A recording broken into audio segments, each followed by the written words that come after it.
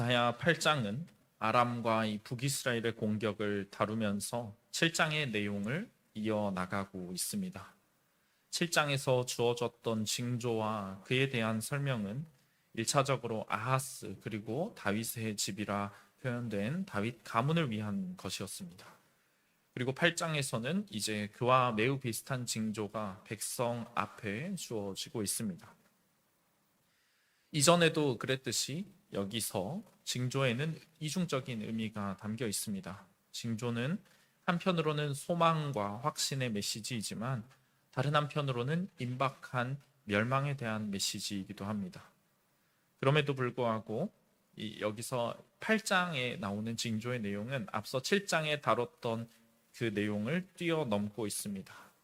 다가오는 파멸은 하나님의 목적 안에 있는 것이고 하나님께서는 이 유다를 향해서 거칠게 달려드는 나라들이 계속해서 그들을 유린하도록 내버려 두지 않으실 것이다. 이 내용이 드러나 있습니다. 징조를 통해서 우리에게 말씀을 주시고 음성을 들려주시는 하나님을 우리가 오늘 본문 말씀 가운데 더 깊이 알게 되기를 소망합니다. 하나님께서 우리에게 주신 그 뜻을 분별하고 그에 따라서 살아갈 수 있기를 소망합니다. 그렇다면 사랑하는 성도 여러분, 하나님의 징조는 우리에게 무엇을 알려줍니까? 하나님의 징조 우리에게 무엇을 알려주십니까? 첫 번째는 모두에게 보여지는 징조로 말씀해 주십니다. 오늘 본문 1절 말씀입니다. 여호와께서 내게 이르시되 너는 큰 서판을 가지고 그 위에 통용 문자로 마헬살랄 하스바스라 쓰라. 이사야 선지자는 이제 하나님께서 자기 백성에게 주시는 징조를 전합니다. 왕 앞에서 개인적으로 하나님의 말씀을 전하는 차원에서 벗어나서 이제 온 백성에게 징조를 알리고 있습니다. 큰 서판에 이것을 쓰라라는 하나님의 말씀은 명백한 의도를 가지고 있습니다. 누구든지 이 징조를 읽을 수 있어야 된다. 누구든 볼 수 있어야 한다는 것입니다. 여기에 사용된 서판이라는 단어는 일종의 큰 벽보, 게시판에다가 완전히 다 볼 수 있는 곳에 현수막을 걸듯이 이렇게 그 내용을 공개적으로 게시한다는 그런 의미를 이해할 수 있습니다. 통용 문자라고 번역된 히브리어 단어는 사람의 새기는 도구라는 뜻을 가지고 있습니다. 이 통용 문자가 무엇을 의미하는가 불분명하지만 아마도 사람들이 쉽게 읽을 수 있도록 그런 글씨체로 이것을 쓰라라는 말로 이해가 됩니다. 그 의미는 분명히 모든 이가 쉽게 읽을 수 있는 방식으로 그 징조를 쓰라라는 것입니다. 이 징조는 하나님의 징조는 모두가 똑똑히 볼 수 있어야 합니다. 모든 사람이 읽고 이것을 이해할 수 있도록 공표하라라고 되어 있습니다. 하나님께서 이처럼 모두에게 드러나도록 쓰라고 하신 내용은 마헬살랄 하스바스입니다. 이 말은 약탈을 속히 하고 노량물을 급히 하라라는 불길한 의미를 담고 있습니다. 약탈을 빠르게 노량물을 급히 가져가라라는 말, 이 정복의 확실성을 우리에게 드러내고 있습니다. 유다가 당할 이 이방인들이 와서 할 정복, 이것이 이미 예정된 결과라는 것처럼 보입니다. 장차 이 적군이 침략해 오는데 그들이 이미 싸움에는 안중이 없고 노량물과 약탈물에만 관심이 있는 모습을 보입니다. 너무 강력한 군대라서 눈앞에 있는 적들을 보면서 싸움에 생각이 가 있는 게 아니라 이미 전쟁을 우리가 이겨 있고 약탈물을 어떻게 빨리 가져올까 여기에 관심이 있다라는 그런 모습을 보여주고 있습니다. 오늘 본문 2절 말씀입니다. 내가 진실한 증인 제사장 우리야와 여베레기야의 아들 스가랴를 불러 증언하게 하리라 하시더니라고 되어 있습니다. 여기 언급되는 제사장 우리야는 아마도 열왕기하 16장에 나오는 대제사장 우리야와 동일 인물로 보입니다.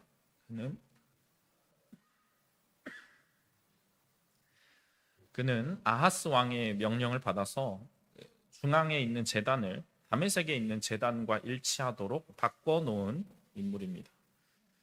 이 제사장이 지금 하나님의 말씀을 징조를 보고 거기에 대한 증언을 하게 된다라는 것은 우리에게 많은 것을 시사합니다. 하나님은 유다가 배교하도록 가만히 내버려 두신 분이 아닙니다. 아하스가 임마누엘의 징조에 관여하게 되었던 것처럼 아하스의 제사장도 마헬살랄 하스바스의 징조에 관여하게 되고 있습니다. 이처럼 공적인 위상이 있는 자들이 징조를 목격하고 거기에 대한 증인으로 세워진다라는 것은 이 징조의 확실성을 더 잘 드러내주고 있습니다. 누구도 이 징조를 부인할 수 없습니다. 이들은 이사야가 이 징조를 사람들에게 드러냈다는 것, 그리고 확실한 날짜도 후에 증언하게 될 사람들입니다. 이사야는 머지않아서 원수가 침공해 올 것이다 라는 메시지를 전했고, 그 메시지를 글로써 계시함으로 그 확실성과 영향력을 더하고 있습니다. 그리고 나서 이 메시지가 한 번 더 최종적인 표현을 얻게 됩니다. 오늘 본문 3절 말씀입니다.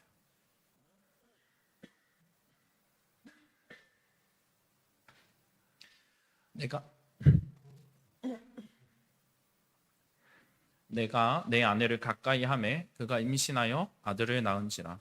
여호와께서 내게 이르시되 그의 이름을 마헬살랄 하스바스라 하라라고 되어 있습니다.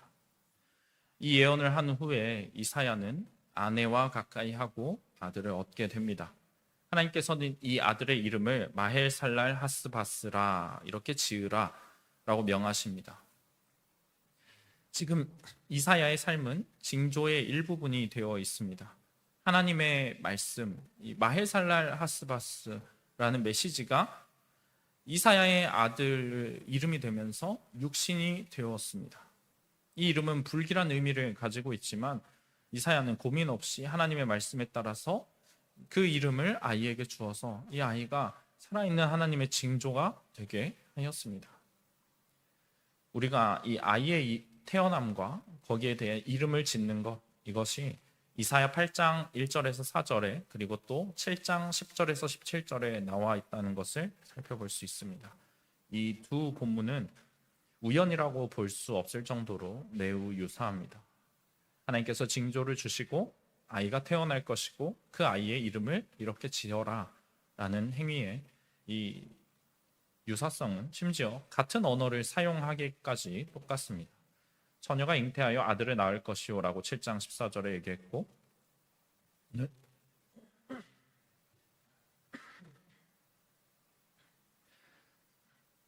오늘 본문 3절에는 그가 임신하여 아들을 낳은지라 라고 얘기하고 있습니다. 더구나 이 징조의 의미도 똑같습니다. 아이가 어떤 나이에 이르기 전에 사마리아와 다메섹이 더 이상 유다의 위협이 되지 않게 될 것이다 라는 징조입니다. 4절 말씀이네. 이는 이 아이가 내 아빠 내 엄마라 부를 줄 알기 전에 다메섹의 재물과 사마리아의 노략물이 아수르 왕 앞에 옮겨질 것임이라 하시니라 라고 얘기했습니다. 이사야 7장 16절에도 이 어구가 사용됐습니다. 이 아이가 어떤 것을 알기 전에, 지금 이 마헬살랄 하스바스라는 아이를 임마누엘과 연결시켜 주고 있습니다. 이 아이에게는 원래 임마누엘에게 주어졌던 임무 중에서 가까운 미래에 일어날 일을 보여주기 위한 임무가 맡겨졌습니다. 이 아이의 이름은 심판과 관련이 되어 있습니다. 가까운 미래에 어떤 화가 일어날지를 보여줍니다. 그 반면 임마누엘의 이름은 복과 관련이 되어 있습니다. 가까운 미래가 아니라 후일에 일어날 회복과 구원을 보여준다는 것이 이 마헬살랄 하스바스라는 아이의 징조를 통해서 나타납니다. 하나님께서는 이처럼 그의 징조를 숨겨지지 않게 하시는 분입니다. 아하스에게 처음 주어졌던 징조가 그가 이것을 거부하고 믿지 않음으로 끝나버리는 것이 아닙니다. 하나님께서는 아무것도 알지 못하던 이 유다 백성들에게도 징조를 선포해 주십니다. 그리고 하나님의 뜻을 밝히십니다. 밝게 그 뜻을 드러내십니다. 물론 하나님을 알고 그 말씀을 아는 지혜가 없다면 그 뜻을 제대로 분별할 수는 없을 것입니다. 또한 거룩에 힘써서 살아가려고 노력하지 않는다면 징조를 듣고 보았음에도 거기 담긴 메시지에 순종하지 못할 것입니다. 유다가 그렇게 실패했듯이 말입니다. 하지만 이 밝히 드러난 징조, 누구들 볼 수 있게 이해할 수 있게 나타난 이 확실한 증거가 있는 징조는 우리에게 변명의 여지를 남겨두지 않습니다. 심판날이 다가오면 하나님께서는 모든 것을 이미 너희에게 보여주었고 경고하였고 오래도록 참아주었다고 말씀하실 것입니다. 내가 그 징조를 보지 못했다고, 어려워서 알아듣지 못했다고 말할 수 없는 것입니다. 온전한 우리의 책임입니다. 하나님께서 이 징조를 그래서 모두가 볼 수 있도록 쉬운 말로 잘 이해할 수 있도록 적으라고 하신 것입니다. 또한 주의 백성은 그가 알고 있는 이 징조를 주의 뜻에 따라서 널리 전할 의무가 있습니다. 이사야가 그러했던 것처럼 말입니다. 좋은 징조만 전하라는 것이 아닙니다. 평안의 메시지, 사람들이 좋아할 법한 성공과 평화와 안식의 메시지만 전하라는 것이 아닙니다. 마헬살랄 하스바스, 약탈과 노략이 급히 다가올 것이라는 끔찍한 메시지도 전하여야 합니다. 심판과 하나님의 진노가 머지 않았다는 그 말씀을 전하여야 합니다. 그것이 내 마음에 들든지 들지 않든지 말입니다. 이사야의 삶은 이 징조의 일부가 되었습니다. 그의 아들의 이름이 징조가 되듯이 그의 삶은 완전히 하나님의 뜻을 드러내는데 쓰임받고 있습니다. 우리도 마찬가지입니다. 우리는 복음의 증인으로 내 삶을 주를 위한 증거로 살아가야 할 것입니다. 더 늦기 전에 이 분명한 쉬운 하나님의 징조를 너희가 듣고 깨달으라는 외침으로 우리가 오늘을 살아내야 할 것입니다. 두 번째로 하나님의 징조는 우리에게 무엇을 알려줍니까? 소망과 심판의 이중적인 의미를 우리에게 보여줍니다. 징조에는 소망과 심판의 이중적인 의미가 담겨 있습니다. 오늘 본문 4절 말씀입니다. 이는 이 아이가 내 아빠, 내 엄마라 부를 줄 알기 전에 다메섹의 제물과 사마리아의 노략물이 아수르 왕 앞에 옮겨질 것임이라 하시니라. 하나님께서는 이전에 주셨던 이 마헬살랄 하스바스 예언의 뜻을 풀이하여 주십니다. 에브라임과 아람 군대가 자기들의 목적을 이루지 못하고 유다에서 철수하게 된다는 것입니다. 뿐만 아니라 유다를 약탈하러 왔던 그들이 오히려 약탈을 당하게 될 것입니다. 마헬살랄 하스바스라는 이름, 약탈과 노략물을 급히 하라, 이 이름이 매우 불길해 보였지만 그 이름이 가지는 처음 의미는 사실 임마누엘과 정확히 같습니다. 유다의 적들이 멸망할 것이다. 그들이 약탈을 오히려 당할 것이다. 하나님은 신뢰할 수 있는 분이시다 라는 것입니다. 이 아이가 내 아빠, 내 엄마라고 부를 줄 알게 되는 때가 오기 전에 이 일이 일어난다 말합니다. 아이가 태어난 지 1년 정도의 옹알이로 이 말을 할 것이고 2년 또 3년이 지나면 좀 더 분명한 발음으로 말을 하게 될 것입니다. 이 일, 다메섹의 제물과 사마리아의 노략물이 아수르 왕 앞으로 옮겨지는 일은 BC 732년에 다메섹이 황폐하게 되고 사마리아의 여러 지방들이 약탈을 당하는 역사적인 사건으로 일어납니다. 이처럼 하나님께서 주신 징조의 처음은 소망의 의미를 담고 있었습니다. 하나님의 신실하심에 대한 증거, 유다를 지켜주시겠다는 하나님의 약속에 대한 이 징조의 의미입니다. 그러나 이것은 이 징조를 믿지 않는 자들에게는 멸망의 말씀이기도 합니다. 하나님께서 도와주신다, 너희와 함께 하신다, 하나님께서 임재하신다 라는 것은 자동적으로 복이 온다는 것을 의미하지 않습니다. 하나님의 백성이 하나님을 온전히 믿고 따를 때에야 하나님의 임재가 복이 되는 것입니다. 만약 그들이 하나님을 믿지 않는다면, 온전히 신뢰하지 않고 뒤에서 다른 두 마음을 품고 있다면 하나님의 임재는 오히려 그들에게 화가 됩니다. 더 강한 심판으로 내려질 뿐입니다. 적들이 약탈당하는 것을 기뻐하고 있는 유다는 마헬살랄 하스바스가 적들에게 적용될 뿐만 아니라 자신에게도 적용되는 말씀이라는 사실을 무섭게 깨닫게 될 것입니다.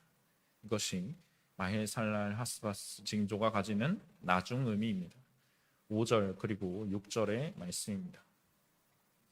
여호와께서 다시 내게 말씀하여 이르시되 이 백성이 천천히 흐르는 실로암 물을 버리고 르신과 르말리아의 아들을 기뻐하느니라. 마헬살랄 하스바스가 태어난 뒤에 얼마간의 시간이 지났을 것입니다. 아마도 이 디글랏 빌레셀의 원정으로 인해서 아람과 북이스라엘이 예루살렘에서 철수해야 했던 BC 734년 이후의 일일 것으로 생각이 됩니다. 이 기뻐하는 백성에게 하나님께서는 너희가 천천히 흐르는 실로와 물을 버리고 르신과 르말리아의 아들을 기뻐했다 라고 말씀하고 있습니다. 실로와 물은 기드론 골짜기 서쪽에 있는 기혼샘에서 나와서 흐르는 시냇물입니다. 이것이 나중에 아마 모여서 실로암 연못이 되었다 생각이 됩니다. 이 물은 겉으로 보기에는 별 힘이 없어 보이는 작은 시냇물입니다. 그러나 이 실로암 물은 하나님의 도우심을 상징합니다. 하나님께서 우리를 도우실 때에 그 도움이 대부분 흐르는 시냇물처럼 겉으로 보기에는 대단치 않아 보입니다. 물이 흐르고 있기는 한 건가? 저 물이 내게 무슨 도움이 될 수 있을까 생각이 듭니다. 우리는 지금 적군이 막 쳐들어오는 그 상황을 상상해 볼 수 있습니다. 그런데 그 앞에 적들이 몰려오고 있는 앞에 실로와 물이 시냇물이 흐르고 있습니다.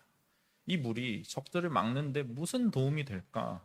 아무래도 못 믿었습니다. 그냥 성큼성큼 건너와 버리는 것은 아닐까 생각이 됩니다. 그렇게 사람들은 이 물을 의지하지 않고 거대한 강을 찾습니다. 7절부터 그 강에 대한 이미지가 나오고 있는데 이 강이 세상의 강대국들을 비유합니다. 마치 유브라데 그 큰 유프라테스 강과 같이 비유가 되고 있습니다. 저 크고 웅장한 강이 우리 앞에서 적군을 가로막고 있다면 얼마나 안심이 될까 생각이 드는 것입니다. 적들이 강을 건너다가 그 세찬 물결에 다 쓸려버리지 않겠는가.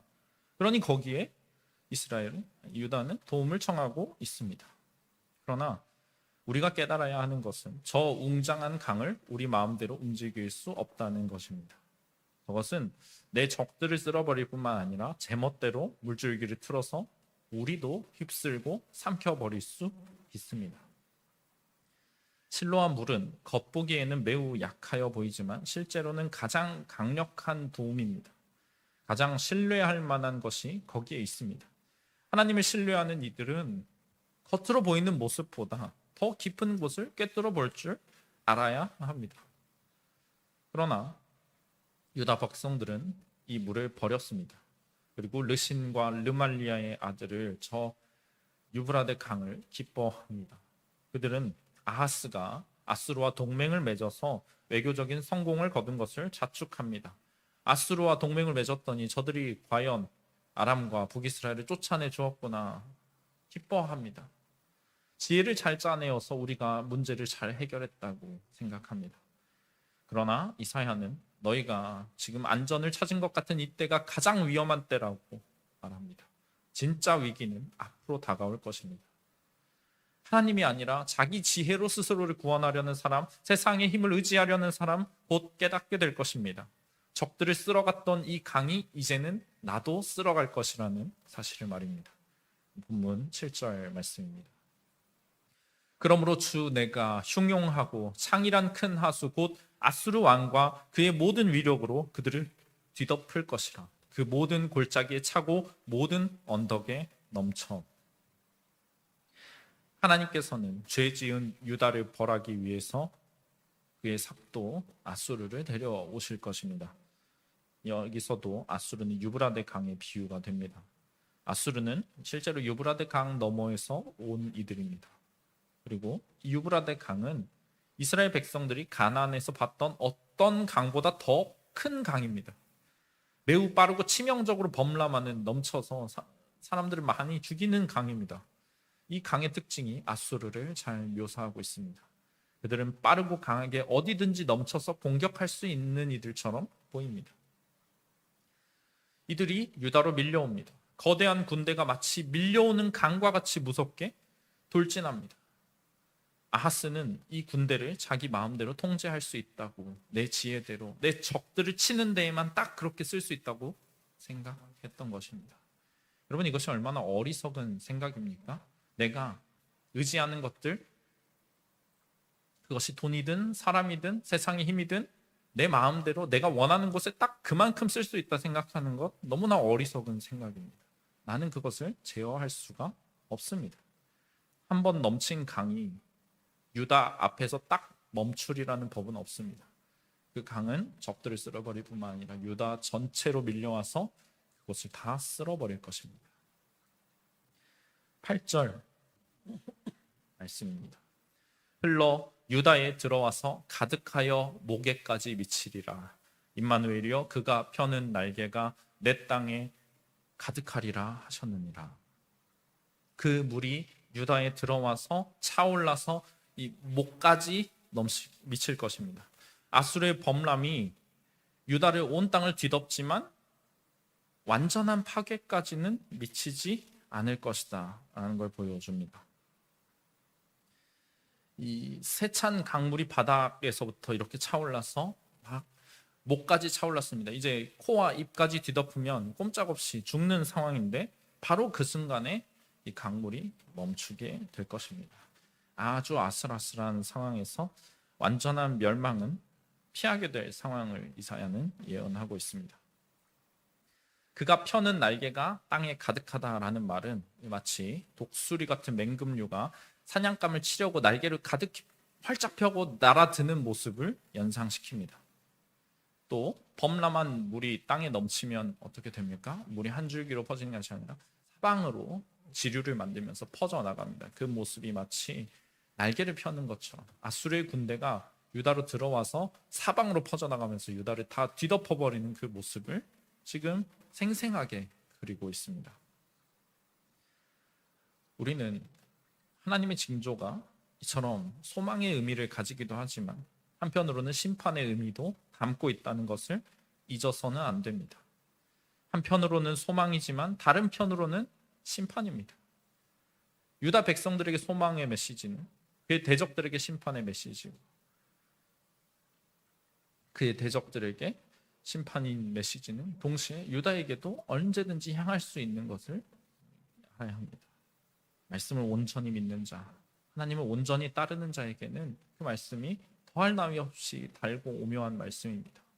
그러나 하나님의 말씀을 온전히 믿지 않는 자, 한편으로 의심하고 불신하고 배역하고 있는 자에게는 그 말씀이 그를 찔러 쪼개고 불태우는 엄중한 심판의 말씀이 됩니다. 이 징조, 좌우의 날선 검과 같이 예리해서 사람을 찔러 쪼개고 그 안에 무엇이 있는지를 분별합니다. 언제든지 내 적을 향할 수도 있지만 나를 향할 수도 있는 말씀입니다. 우리는 이 사실을 늘 기억해야 합니다. 보이지 않는 하나님, 그분의 도우심, 그것이 지금 내게 보이지 않을지라도 의지하는 자야말로 참된 믿음을 가졌다는 사실을 잊지 말아야 합니다. 저 천천히 흐르는 실로와 물을 믿으라고 말씀하신 하나님 앞에 내가 저 흉용하고 창일한 큰 하수 유브라데보다 하나님을 두려워하겠습니다. 하나님의 위력을, 하나님의 능력을 믿겠습니다. 말할 수 있어야 합니다. 그래야 그 말씀이 내게 소망으로만 다가오게 될 것입니다. 마지막으로 하나님의 징조는 우리에게 무엇을 알려줍니까? 하나님이 우리와 함께 계신다는 것입니다. 하나님이 우리와 함께 계십니다. 본문 8절의 말씀입니다. 흘러 유다에 들어와서 가득하여 목에까지 미치리라. 임마누엘이여, 그가 펴는 날개가 내 땅에 가득하리라 하셨느니라. 이처럼 유다가 하나님을 의지하지 않으므로 그 강물이 밀려와서 온 유다를 쓸어버리고 있을 때에도, 아수르의 날개가 온 땅을 뒤덮을 때라도 이사야는 유다의 소망이 있음을 말하고 있습니다. 그 이유가 무엇입니까? 이 땅이 임마누엘의 땅이기 때문입니다.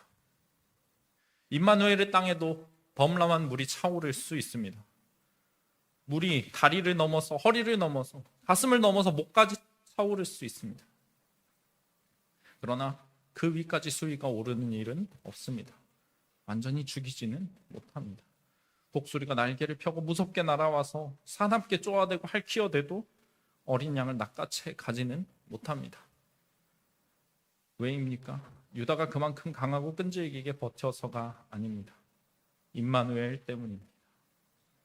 어린아이와 같이 묘사되는 실로와 물처럼 아무 힘이 없어 보이는 그 임마누엘 때문에 이 홍수가 멈춰집니다.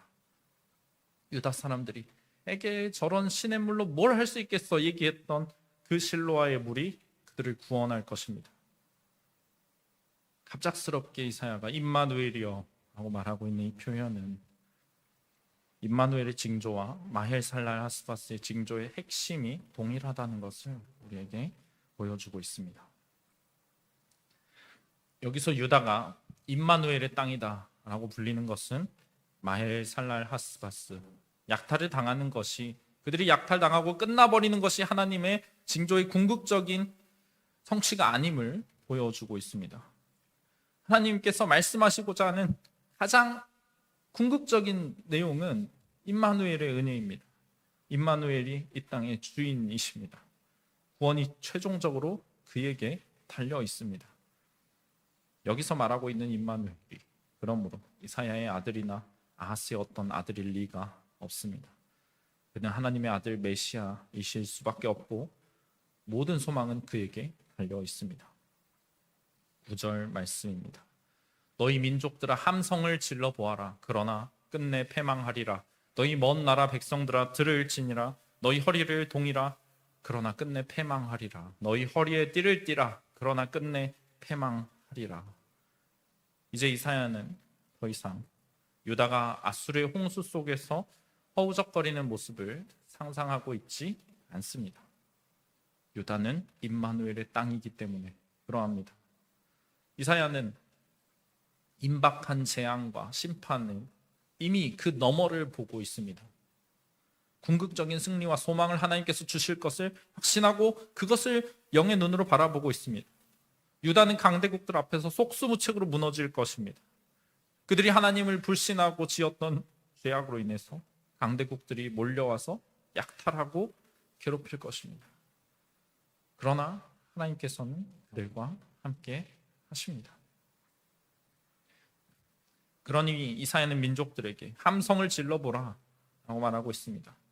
하나님의 백성에게 맞서서 전쟁을 준비하기 위해 너희가 할 수 있는 일을 다 해보라고 말하고 있습니다. 그리고 너희가 아무리 허리를 동이고 띠를 띠고 전쟁을 준비한다 하더라도, 싸움을 대비한다 하더라도 너희는 끝내 패망하고 말 것이라고 선포하고 있습니다. 10절 말씀입니다. 너희는 함께 계획하라. 그러나 끝내 이루지 못하리라. 말을 해보아라. 끝내 시행되지 못하리라. 이는 하나님이 우리와 함께 계심이니라. 그들의 탐욕스러운 계획이 끝내 이루어지지 못할 것입니다. 왜냐하면 하나님이 그의 백성과 함께 계시기 때문입니다. 하나님께서 그의 백성들을 버리지 않으시기 때문에 여전히 함께 하실 것이기 때문에 이들의 운명은 사람의 손이 아니라 하나님 손에 달려 있습니다. 원수들의 손에 내 운명이 달려 있는 것이 아닙니다. 여러분, 위기의 순간에 유다의 앞에 놓여 있었던 문제는 이것입니다. 하나님께서 내 인생에 실제로 관여하실 수 있는가? 내 삶의 문제를 해결해 주실 수 있는 분인가?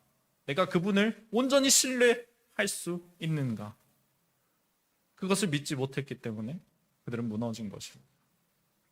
그들이 이웃 나라들의 그 음모에 관심을 가지는 만큼 하나님을 찾지 않았기 때문에 점을 치면서 우상에게 절하면서 미래를 알아보려고 하면서 하나님께는 기도해요 묻지 않았기 때문에 그들은 그렇게 망하게 되었습니다. 이 단락 전체에 걸쳐서 하나님이 정말로 우리와 함께 계시는가 하는 질문이 많습니다. 하나님이 정말로 우리와 함께 계시는가? 어떤 상황에도 거기에 대해서 그렇다고 대답할 수 있는 믿음이 우리에게 있어야 합니다.